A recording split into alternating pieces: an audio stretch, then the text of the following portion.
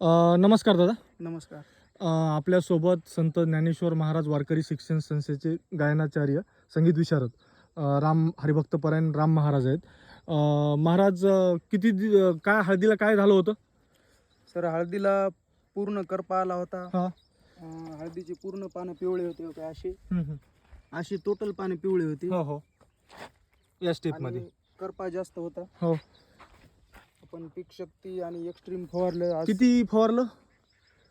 पीक शक्ती 100 ml हो. आणि extreme 500 ml. 1 acre हळदीचं क्षेत्र आहे. हा. पहिल्यांदा समजा सर्व हळद या स्टेजला होती, हो बरोबर आहे. हो. आणि फवारून किती दिवस झाले आज? फवारून आज 4था दिवस आहे सर. शेतकरी बंधूंनो, हा तुमच्या डोळ्यासमोर रिझल्ट आहे, बरोबर आहे. फवारणीनंतर काय काय तुम्हाला हे वाटले वैशिष्ट्य? सर, आज 4थ्या दिवशी फवारणीनंतर हळद 70 ते 80% हिरवी झालेली आहे. हो. आणि करपा पण स्टॉप झालेला आहे सर. स्टॉप दाखवा एकदा. आता हे फवारणी करतानाच पान जे शेतकरी म्हणतात ते दाखवा, हो. की नवीन पानावर करपा येत नाही. आता हे दाखवा, हे फवारणी करताना त्या दिवशी वर आलेलं थोडं, बरोबर आहे. हो आता हे स्पॉट त्यावरील 1 2, बरोबर आहे. हो. हे करप्याचे. आणि हा आजचा दाखवा. आता हे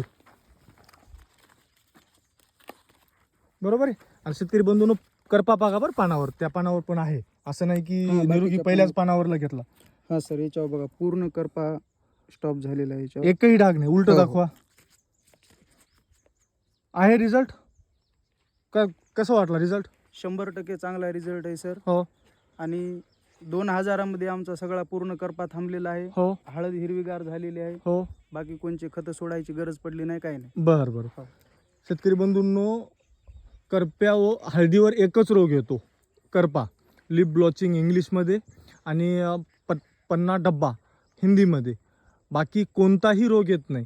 आणि महाग मोलाच्या कितीही फवारण्या करू नका. एक्स्ट्रीम आणि पीक शक्ती तुम्हाला 22 दिवसाचं कंप्लीट कव्हरेज देतं. त्याहून आणखी आम्ही 1.5 महिन्यापर्यंत पाहिलेले आहेत. म्हणजे 1.5 महिना तुम्हाला कोणतंच औषध फवारण्याची किंवा त्याच्यावर मायक्रोन्युट्रियंट किंवा काही एक फवारण्याची गरज नाही. विनाकारण 5-5, 6-6 फवारण्या करू नका, बरोबर आहे महाराज? हो. तुमचा मोबाईल नंबर सांगा एकदा. 95 61 हो. 42 70 34. बरं बरं बरं. धन्यवाद महाराज. धन्यवाद. हो.